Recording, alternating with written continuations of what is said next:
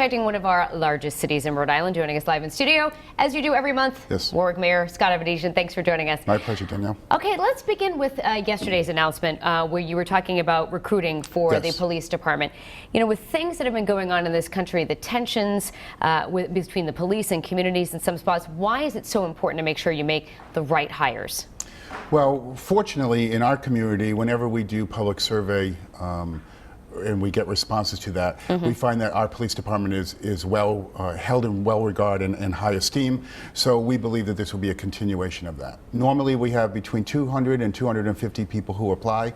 75 will be deemed eligible usually, and then in the last list that lasts for about 2 years, 17 people were hired. So we're looking for the brightest and best to join our police department. And of course, we'll get updates from you as we continue on with that process. Now, shifting gears to positive news here in Rhode Island, the NCAA Tournament coming to the Dunkin' Donuts Center, but you may feel an impact in Warwick, right? We will. When we had the Frozen Four here several years ago, the economic spinoff between the two communities was several $1 million. So you'll see a big uptake in our occupancy rates in our hotels.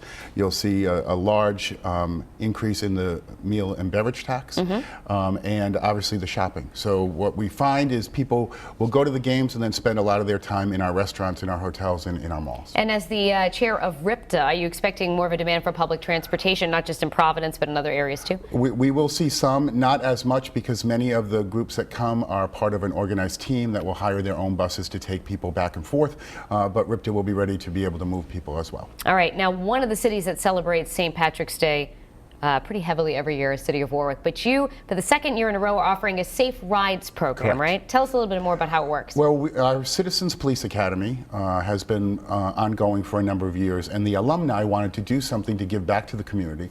So they organized and have run, this will be the second year, a Safe Rides program.